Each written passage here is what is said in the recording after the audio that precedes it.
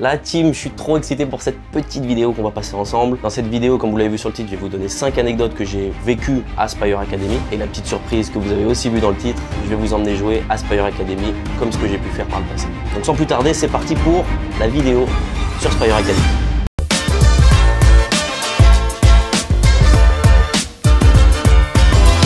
Pour vous raconter juste le petit contexte avant de démarrer vraiment les anecdotes, j'ai eu la chance en 2014-2015, quand j'avais 18 ans, d'aller jouer au basket aux États-Unis. J'ai toujours joué en départ toute ma vie, mais à partir de l'âge de 15 ans, je me suis fixé pour objectif d'aller jouer là-bas. Donc j'ai travaillé de manière acharnée, j'ai fait des camps de basket aux États-Unis, j'ai fait tout un tas de choses pour pouvoir être pris un jour en universitaire, et je suis tombé à Spire Academy, qui n'est pas une université, qui est une école, on en parlera un petit peu plus tard dans la vidéo, mais qui m'a permis d'avoir une exposition super intéressante auprès d'universités, et j'ai même eu des propositions en division 2. Avant de partir à Spire Academy, je joue en départemental dans le Puy-de-Dôme. Je suis persuadé que vous avez jamais entendu parler de ce département, donc vous imaginez le niveau que ça doit être de jouer en départemental au Puy-de-Dôme. Mais un gamin qui y croit, qui bosse dur et qui fait tout pour y arriver, est parti aux États-Unis et vous l'avez en face de vous. Donc je vais vous donner les 5 anecdotes à partir du moment où je suis arrivé là-bas, qui ont un petit peu changé des choses pour moi. Certaines sont sur le basket, certaines sont sur le scolaire, certaines sont sur d'autres choses, la musculation, mais c'est des anecdotes qui m'ont impacté et qui ont fait en sorte que je sois la personne que je suis aujourd'hui. Donc restez jusqu'à la fin de la vidéo, et puis encore une fois il y a la surprise à la fin où je vais expliquer tout un tas de choses très excitantes. Donc on va passer à la première anecdote, c'est parti. Donc je me souviens être arrivé à Spire Academy fin août. Je suis arrivé un dimanche et le lundi après-midi on avait notre premier entraînement d'équipe. Et pendant tout l'été j'ai fait que courir. J'ai pas fait de musculation, j'ai fait un petit peu de basket avec des amis, mais je me suis surtout entraîné à la course. Grossière erreur, vous me voyez venir. Arrivé à ce premier entraînement, je me suis rendu compte que dans l'équipe dans laquelle je devais être, on était 22. Il n'y a que 10 places dans le roster, 12 places, mais 10 places dans le roster de mecs qui jouent vraiment. Et on était 22, j'étais le plus petit, le plus frêle, j'avais aucune chose pour moi. J'étais le seul européen et j'arrive dans cet environnement-là où ils sont tous beaucoup plus grands que moi. Bon bref, je vous la fais courte. Premier entraînement démarre, on fait des étirements dynamiques, je sais pas si vous faites ça, donc des allers-retours en s'étirant, voilà, les quadrilles, les machins, les trucs, une petite mise en route classique. Et ensuite, ils nous demandent de faire 3 colonnes, et c'est une sorte de criss-cross. Au début, c'était criss-cross, et puis ensuite, c'était criss-cross, retour, celui qui tire, défend contre les deux autres. Donc c'était du jeu rapide. Donc directement, on arrivait sur le jeu rapide, et je peux vous assurer que rien que sur le criss-cross, l'intensité, j'arrivais pas à suivre. Sincèrement, j'arrivais pas à suivre, c'était fou. Les mecs, ils allaient à 200 km/h, et donc comme je vous l'ai dit, on démarre en faisant le criss-cross, on fait aller, retour, aller, pour que tout le monde puisse shooter, et puis on attend en stationnement là-bas. Je me souviens, le premier passage que je fais, tac, tac, tac, j'arrive là-bas, j'arrive sur aller, retour, aller, j'arrive là-bas et le coach me tape dans les mains, il me dit « Welcome to America ».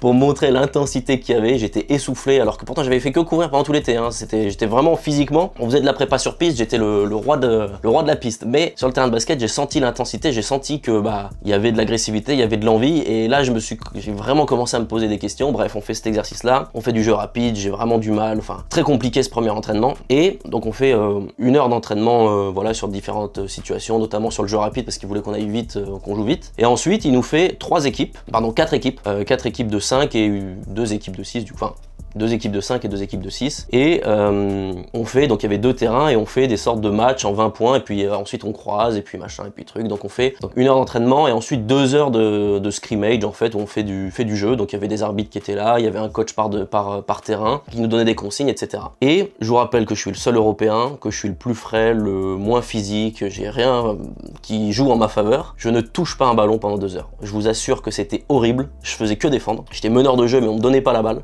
C'était vraiment la compétition acharnée. Ce qu'il faut savoir, c'est qu'aux États-Unis, les mecs qui sont là, ils sont pas là pour être sympas, tu vois. Eux, leur vie, certains de mes coéquipiers, leur vie dépendait de ce qu'ils allaient faire dans le basket, quoi. On se retrouve avec une compétition au premier entraînement qui était...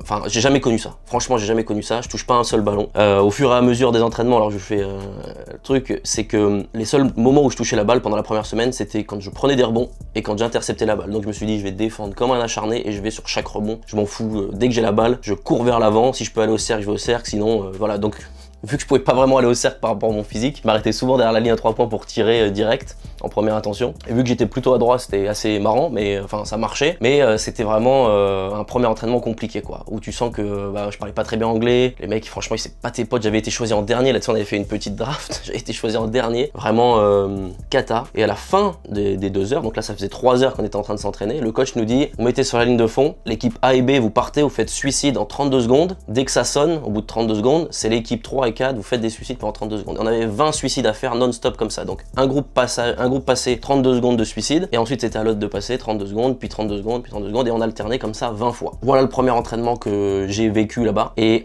c'était pas que le premier entraînement, c'était toute la semaine qui était comme ça. Tous les matins on avait, sauf le premier lundi, mais tous les matins on avait entraînement individuel le matin, donc c'était déjà dur mais ça allait. Et tous les après-midi on avait soit entraînement collectif, donc du scrimmage sur les première et deux premières semaines de mémoire, et des suicides, soit donc lundi, mercredi, vendredi, samedi matin, on avait collectif et suicide, et les mardis et jeudis, on avait un entraînement qui était beaucoup plus court, qui durait 3/4 d'heure, où on faisait que du physique. Donc il y avait différentes formes, c'était pas forcément des suicides, mais il y avait plein de trucs à faire. On touchait pas un ballon de basket, et on courait pour être en forme. Le coach voulait vraiment qu'on joue du jeu très physique, très intense, donc on avait ça. Et ce premier entraînement, il m'a marqué, parce que c'est là où j'ai commencé à comprendre que j'avais mis le pied dans quelque chose qui était de l'enfer en fait, et qu'il fallait que je m'en sorte. Et là, j'ai dû trouver des ressources en moi pour me faire une place, pour gagner la confiance de mes coéquipiers, pour aussi connaître des gens. Encore une fois, c'était vraiment la compétition à l'état pur, quoi. Et c'est quelque chose qui m'a marqué, et j'ai réussi à m'en sortir heureusement à force d'acharnement, en défendant très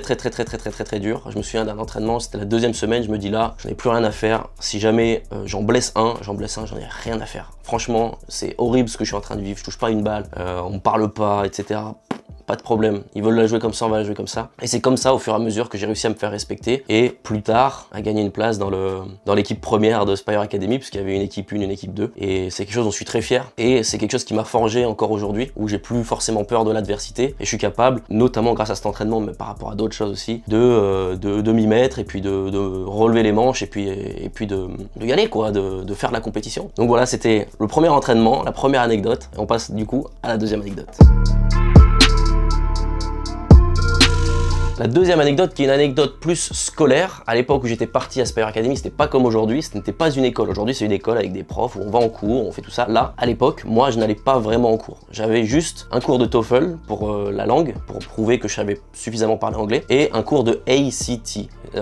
C'est la même chose que le SAT que vous devez probablement passer si vous voulez partir aux États-Unis, mais c'est un truc un peu plus américain, de vous à moi, un petit peu plus facile. C'est pour ça que j'ai choisi de faire celui-là. Quand on est sur le territoire américain, c'est un peu plus facile. C'est l'équivalent en fait, pas du bac, mais si on a un mauvais score là-dessus, on peut pas forcément aller à l'université. C'est pas quelque chose de compliqué, c'est un QCM sur de la culture, sur des maths, sur de mémoire de l'anglais, et je sais plus quoi. Enfin bon, bref, c'est un QCM qui est assez dur à faire, et quand j'arrive là-bas, on fait un examen blanc, j'ai la pire note de tous les élèves, tous sports confondus. Vraiment, je parlais quasiment pas anglais, tout le monde était quasiment anglo-saxon. Alors il y en avait qui venaient du Canada, il y en avait qui venaient de Nouvelle-Zélande, il y en avait qui venaient notamment en natation, qui venaient des îles Fidji, qui venaient des, bon bref, d'autres endroits, mais eux parlaient très bien anglais. Moi je parlais pas bien anglais du tout, et je suis catastrophé par mon résultat. Vraiment, j'ai un résultat horrible. Suite à ça, je me fais convoquer auprès de l'administration pour dire là, t'as 2 mois pour t'y mettre, parce que ça va être compliqué. Si tu vas aller à l'université, il va falloir que tu fasses un bien meilleur score que ça. Donc, tous les jours, j'avais 2 heures de cours avec un mec et d'autres athlètes,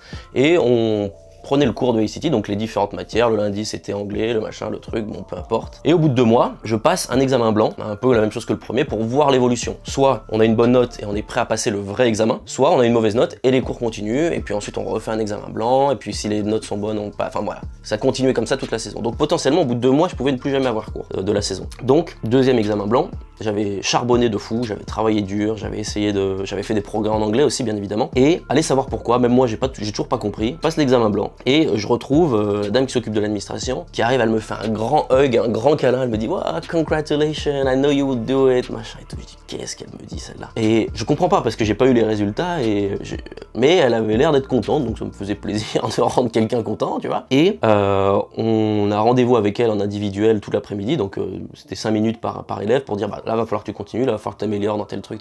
Et c'est à mon tour de passer, et elle me dit t'as eu l'une des meilleures notes de tous les élèves de l'académie, tout simplement, sur l'examen blanc. Et elle me dit c'est génial, je sais d'où tu viens. Enfin, elle commence un peu à me complimenter sur le fait que c'était difficile pour moi à ce moment-là, parce que ça fait longtemps que j'ai quitté ma famille, qu'encore une fois c'était la compétition. Je commençais à créer des liens avec des gens, mais à partir du moment où tu mettais le pied sur le terrain, c'était chacun pour tes marches ou crèves un petit peu. Donc c'était un moment assez particulier. Comment dire, je suis parti là-bas, j'avais pas de forfait téléphonique, donc les seuls moments où je pouvais parler à ma famille, c'était à Spire, par le Wi-Fi et par mail, puisque en fait, quand j'étais la journée à Spire, on n'avait pas accès au téléphone. donc on était tout le temps occupés. Et quand on avait fini, juste avant le repas, on avait souvent une trentaine de minutes devant nous pour pouvoir faire un peu ce qu'on veut. Et là, j'envoyais des mails à mes parents parce que si je les appelais sur Skype, ils étaient en train de dormir avec le décalage horaire. Donc je communiquais pendant 1 mois et demi, 2 mois, je communiquais avec mes parents que par mail et c'était terrible. Le week-end, de temps en temps, je pouvais un peu les avoir au téléphone avec Skype, mais wow, c'était dur, franchement, c'était très dur. J'ai pas lâché, mais c'était très dur. Et bref, je fais l'entretien pour revenir à ça. Je fais l'entretien avec la dame, elle me dit que c'est génial et tout. Je suis content, tu vois, je me dis, voilà, je vais enfin pouvoir passer l'examen et puis j'aurai plus cours derrière. C'est trop bien, en vrai, je suis fier de moi, mais voilà, ça s'arrête là. On fait l'entraînement le soir, on se pose, j'envoie un mail à mes parents pour leur dire un peu la nouvelle, que j'ai super bien travaillé et que c'est cool et que ça va le faire. Et là, on mange et puis quand on rentre au dortoir, donc là les dortoirs ils n'existaient pas encore, ils étaient en construction, donc on dormait un petit peu plus loin, à une trentaine de minutes de Spire. Fallait prendre un bus scolaire, vous savez les gros bus jaunes là, voilà, sauf qu'ils étaient en bleu pour le coup, mais on avait des gros bus un peu comme ça. Et voilà, je rentre et puis sur le bus, je reçois un SMS, j'avais un numéro américain mais j'avais pas de forfait. Je reçois un SMS du coach pour me féliciter, puis suivi du préparateur mental pour me féliciter, puis du directeur de l'école pour me féliciter, puis de l'assistant coach, puis de la coach des filles, puis du préparateur physique, puis du préparateur physique adjoint. Et pendant tout ce trajet, et là je vous le dis, ça me fait vraiment bizarre de le dire parce que je recevais que des messages de compliments par rapport au fait que tout le monde savait que c'était compliqué pour moi la période et que j'avais bien bossé. Et en fait, tout le monde m'envoyait des messages pour me féliciter, pour me dire voilà, je sais que c'est difficile pour toi, mais tu tiens le bon bout, ça va le faire. Et je me souviens dans ce bus-là, quand il restait 5 minutes, j'étais tout au fond, donc il y avait personne qui pouvait me voir. J'ai lâché toutes les larmes de mon corps parce que c'était la première fois de ma vie en fait où on me félicitait pour avoir eu une note qui n'était pas une note de ouf, mais qui était une bonne note et surtout pour la progression que j'avais eue. Et c'est un moment que j'oublierai pas parce que en fait tout le monde m'a, comme si je faisais partie de la famille un petit peu, et tout le monde m'avait envoyé un message dans le bus pour me dire tout ça et c'était assez fou. Je dois dire que même encore aujourd'hui, on le voit pas trop à l'écran, mais voilà les frissons qui viennent parce que c'était vraiment un moment compliqué et ça a réussi à me redonner un coup de boost pour la suite et c'était exceptionnel. On passe du coup maintenant à la 3e anecdote, cette fois-ci ce sera sur mon premier match.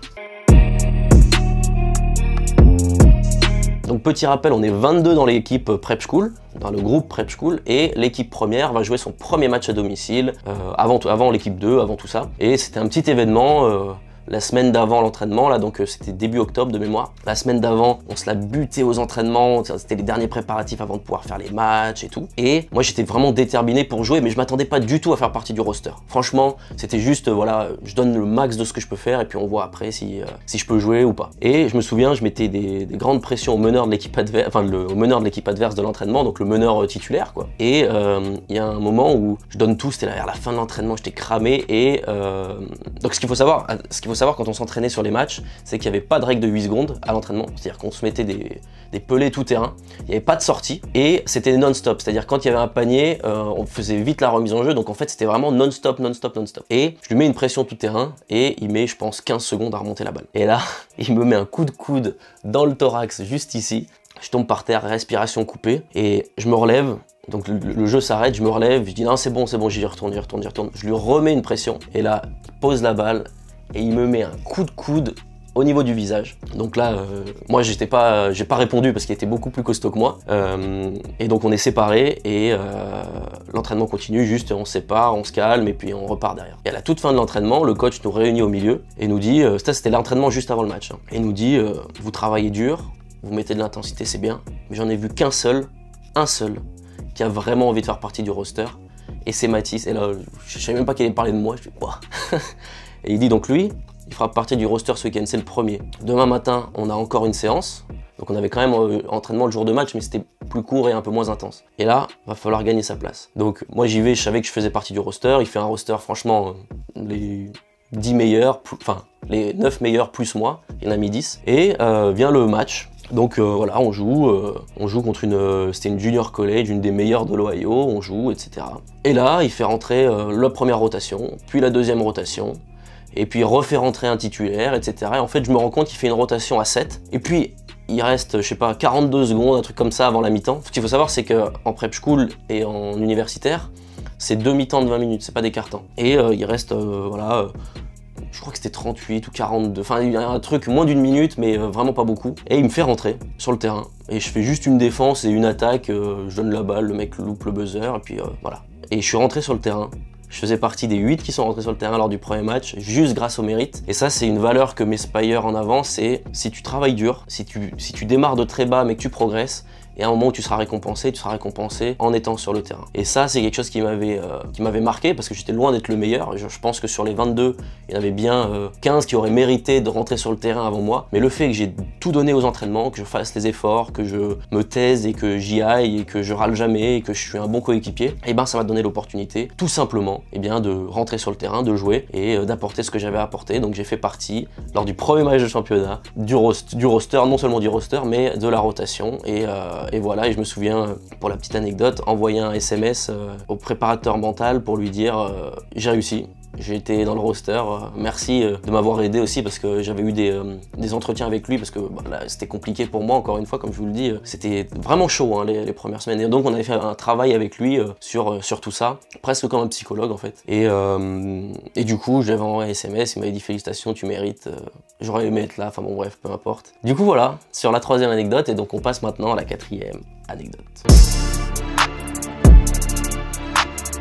Ok, là c'est une anecdote sur les 38 points que je mets, mon record all-time, toutes catégories confondues, contre une grosse école. Donc en fait, ce qu'il faut savoir, c'est que quand on faisait des trajets, on partait en avion, on dormait à l'hôtel, mais si on allait par exemple dans l'Arizona, on faisait tous les matchs qu'il y avait à faire dans l'Arizona pendant cette petite fenêtre de l'Arizona, ça devait durer 2 semaines. Ensuite, on faisait la Californie, ensuite on faisait l'ouest des États-Unis, donc là souvent on arrivait, on faisait un tour en minibus, on avait l'est des États-Unis, on était parti de Cleveland, on avait fait Boston, New York, Philadelphie, on était remonté par Saint-Louis, je crois, enfin bon bref, Chicago on avait fait, puis on était revenu à Spire, et on avait fait du coup Florida Trip. Donc Florida Trip, on arrive, on atterrit à Orlando je crois, on prend un minibus et puis on fait le tour de la Floride pour faire des matchs. On joue plein de petits matchs, tous les jours on avait un match, et il s'avère qu'il y a un match qui était très important contre IMG Academy, qui était un peu qui est toujours d'ailleurs le concurrent de Spire Academy, parce que c'est une grosse institut, c'est une grosse infrastructure, et puis ils ont plus ou moins la même stratégie, mais voilà, il y a une vraie concurrence entre les deux écoles. Et le coach fait des rotations à 7, donc tous les titulaires sont cramés, ça fait 4 matchs d'affilée qu'ils font, et là ils viennent de jouer le match le plus important de notre saison. On l'a gagné, c'était génial, peu importe. Là, le lendemain, il faut qu'on aille jouer contre Impact Academy. Impact Academy, c'était aussi l'une des meilleures académies des États-Unis, mais un petit peu moins fort que IMG Academy. Donc le coach décide de mettre notre meneur titulaire et d'autres joueurs, mais je sais plus lesquels, au repos. Vu que moi j'étais le meneur remplaçant et que j'étais frais comme un gardon, puisque tout simplement j'avais pas beaucoup joué les matchs d'avant, il me met dans le 5 et là on joue et je sais pas ce qui se passe à ce moment-là. Je sais pas si vous avez déjà ressenti ça. J'avais l'impression que c'était pas moi qui jouais. J'avais l'impression d'avoir appuyé sur play et que tout ce que je faisais ça me réussissait. Mais tout. Première mi-temps, je mets 6-3 points. Ils se mettent en zone en fait, et on avait un système où le meneur de jeu passait la balle dans l'aile et il allait dans le corner opposé, et à la toute fin, soit il restait dans le corner en fonction de la lecture, soit il avait une coupe. C'est-à-dire que c'est celui qui bougeait le moins, le meneur de jeu. Et en fait, je vais dans le corner et il m'oublie complètement. Et sur la première mi-temps, je marque 6, je fais 6 sur 6 à 3 points. Et en deuxième mi-temps, je rajoute 4 paniers à 3 points, 2 flotteurs et un panier en contre-attaque et 2 lancers francs de mémoire. Donc ça faisait 38 points au total. Et c'était exceptionnel parce que c'était contre une grosse école, il y avait des recruteurs qui étaient là. C'était une période qui était assez compliqué parce que je jouais pas beaucoup, et j'ai pu faire ce genre de match là, et puis les coachs ont vraiment kiffé puisqu'ils m'ont donné toutes les fins de possession, les 8-10 dernières secondes. Ah oui, aux États-Unis il faut savoir qu'en universitaire c'est 30 secondes la possession, c'est pas 24 secondes comme en France, et toutes les 10 dernières secondes en fait c'était je prenais la balle, je la mettais sous le bras, et puis il y avait un pick and roll avec moi ou un système court que je mettais en place, et en fait toutes les balles que j'avais jamais eues par le passé, c'était moi qui les avais pour pouvoir créer du jeu derrière, donc c'était assez fou. Et donc je finis le match à 38 et le jour d'après c'était repos, et je me suis empressé à l'époque, donc à ce moment-là j'avais réussi à récupérer un peu de forfait. Je m'étais empressé d'appeler mes parents pour leur dire que j'ai fait un super match et que voilà, c'était cool. Donc voilà, petite anecdote de mon meilleur match, du meilleur match potentiellement de toute ma vie. Et j'ai quelques petites images de ce match-là, donc je vous les ai mis au fur et à mesure. Mais voilà, j'ai fait une très bonne défense, j'ai joué tout le match et j'ai marqué 38. Et on passe du coup à la dernière anecdote avant de parler de ce que je peux vous offrir à Spire Academy. C'est l'anecdote numéro 5 sur, cette fois-ci, la thématique de la musculation. Alors là, on va revenir au tout début de mon année à Spire Academy, pendant la préparation physique. Les Américains aiment bien faire ça, mais c'est surtout dans le football américain qu'ils font ça. Ils font ce qu'on appelle une Hell Week, donc la semaine d'enfer. Nous à Spire, on fait pas une Hell Week qui dure toute la semaine. Normalement, au football américain ou chez les militaires, ils partent dans un campement et puis pendant une semaine, ils dorment très peu. Ils font pas de la course à pied avec 10 kilos sur le dos. Ils font un truc qui travaille leur mental et leur physique en même temps. Mais nous à Spire, ils ont décidé de nous faire rester sur le campus et seulement 3 jours. Et donc en fait on a plein d'activités, on avait des trucs des bains froids à faire, faire de la course, etc. C'était un enfer, franchement c'était un enfer. Et on avait toujours entraînement le matin, on avait toujours entraînement l'après-midi, donc c'était heureusement qu'on était jeunes parce qu'on aurait pu se blesser. Si je devais le faire aujourd'hui, je pense que je me blesserais, mais voilà. Et le dernier entraînement, c'était le plus dur. Et il y avait un mec, un footballeur américain professionnel de NFL qui s'entraînait en muscu à Spire Academy avant de retrouver une saison. Donc voilà, c'était la off-season pour lui, il était venu s'entraîner, puis il a dit je vais le faire, ce dernier entraînement, je vais le faire avec vous. Donc il fallait se mettre par deux, et on avait des trucs un peu crossfit, voilà, pendant qu'il y en avait un qui faisait un truc crossfit, l'autre était dans un bain froid où on était jusque là, c'était un enfer. Et moi il me voyait à la muscu, j'avais un peu sympathisé avec lui parce que je venais faire un peu plus de muscu, etc. Il me dit moi je vais me mettre avec lui là, le petit français là. Donc un footballeur américain ultra costaud, il fallait que je mette les mêmes charges que lui, tu vois. Et il me dit voilà je prends lui, j'étais le plus maigre, enfin bon c'était une catastrophe, je flippais de fou. Et on fait l'entraînement et on finit deuxième sur tout le monde. Et la raison pour laquelle je vous dis ça, c'est pas pour flexer le fait que voilà on avait fait un super score, j'avais été avec un footballeur américain à qui j'avais réussi à gagner le respect, etc. C'est que ça a changé toute la saison pour nous parce que j'ai vu des mecs qui se la pétaient de fou, qui me traitaient mal, qui étaient terribles avec moi en termes de concurrence, en termes de voilà, ils me prenaient vraiment pour le sous-fifre. J'ai vu des mecs pleurer à cet entraînement-là, pendant que moi j'arrivais à finir, pendant que j'arrivais à faire tout ça, parce qu'ils n'étaient pas assez forts mentalement. Et ça a été un des tournants de ma saison, parce que c'est à partir de ce moment-là qu'ils ont réussi à me respecter. Et j'ai fait un truc de leadership, je m'étais pas rendu compte que c'était un truc très bien à l'époque, mais à la toute fin, il fallait qu'on fasse 10 tours de piste, voilà, donc piste d'athlée, il fallait qu'on fasse 10 tours pour finir, c'était le dernier truc, et on finit deuxième avec le footballeur américain là, il s'appelait Mitch, je vous mets une photo de lui juste ici d'ailleurs, et on finit vraiment en avance, genre 20 minutes, les premiers c'était un néo-zélandais et un russe, et qui est arrivé en cours, qui venait juste d'arriver, il était en pleine forme, et donc eux ils avaient fini super tôt, et nous on finit deuxième, et là je vois les autres, je les vois en train de galérer, en train de pleurer, il y en avait qui avaient abandonné, etc. Et là je fais un truc, comme je viens de vous le dire, de leadership de ouf, c'est que je me dis, vas-y, je refais les tours de piste, un peu comme un lièvre pour les forcer à me suivre et à faire en sorte qu'ils fassent le meilleur temps possible. Et il y avait un mec qui m'avait vraiment, qui se la pétait de ouf. Vraiment qui se la pétait. Et quand il commence à faire la course, je lui dis juste tu me suis, t'essaies de me suivre. Et je courais, j'avais plus de jambes, j'avais plus rien, et je courais un tout petit peu plus rapide que lui, et j'essayais de faire en sorte de l'encourager pour qu'il puisse me suivre et faire en sorte qu'on puisse faire les tours de piste et qu'il puisse avoir le meilleur score. Et du coup on a fini comme ça, et les coachs m'avaient fait comprendre que c'était un acte de leadership qui avait été exceptionnel parce que il connaissait un petit peu ce qui se passait entre lui et moi, et voilà, j'ai mis ça un peu sous le tapis pour essayer de faire en sorte que mon coéquipier, qui est censé être mon frérot, puisse faire le meilleur temps possible. Et donc ça aussi, ça a été un changement dans ma saison. Donc voilà pour les 5 petites anecdotes que j'ai eues à Spire Academy qui ont changé mon quotidien, qui ont changé l'homme que j'étais à l'époque en l'homme que je suis aujourd'hui. Il y en a eu d'autres. Je vous ferai un épisode podcast sur 3 anecdotes, mais cette fois-ci drôles. Alors il y en a que je pourrais pas vous dire parce que ce serait pas monétisable sur YouTube, ou je me ferais bloquer, ou peu importe, mais je vais vous faire 3 autres anecdotes sur un format podcast très drôle que vous allez kiffer. Et voilà, sur une vie un peu plus en dehors du basket, mais vous allez kiffer. Donc maintenant on passe à la dernière partie de cette vidéo. Comment est-ce que je vais pouvoir vous amener jouer à Spire Academy comme ce que j'avais fait moi à l'époque, mais encore mieux, je vous explique ça maintenant. Alors pour vous mettre dans le contexte, il y a 2 ans j'ai sorti cette vidéo, et c'est grâce à cette vidéo que vous avez probablement connu ma page. Et en fait depuis ce jour-là, je pense que je reçois au moins un message par jour sur des questions que vous pouvez avoir par rapport à la Spire Academy, ou alors comment faire pour aller y jouer à votre tour. Et bien j'ai la réponse, puisque pour d'autres raisons j'ai contacté Spire Academy et j'ai pu signer un partenariat avec eux pour pouvoir vous emmener jouer à Spire Academy, un petit peu comme ce que moi j'ai fait à l'époque, mais encore mieux parce que Spire a énormément évolué depuis. Et ce message-là s'adresse uniquement aux joueurs sérieux, vraiment très sérieux. J'insiste là-dessus, ne m'envoyez pas de message si vous n'êtes pas sérieux à 100% pour aller jouer à Spire Academy. En fait, depuis quelques semaines, je travaille avec eux un petit peu en souterrain pour pouvoir vous négocier des places à Spire Academy. Donc les places sont limitées, donc l'année prochaine ils vont faire plusieurs équipes, 3 ou 4 équipes, pour que tout le monde puisse jouer un maximum de fois et avoir énormément d'exposition pour pouvoir aller jouer un jour en universitaire. C'est-à-dire que même si vous n'êtes pas un joueur très fort tout de suite et que vous jouez pas en équipe première, vous allez quand même pouvoir jouer énormément de matchs avec énormément de temps de jeu dans une des autres équipes qui jouent les mêmes équipes que l'équipe première. Et donc ça, c'est le top du top. C'est-à-dire que vous allez jouer au même niveau que l'équipe première avec beaucoup plus de temps de jeu.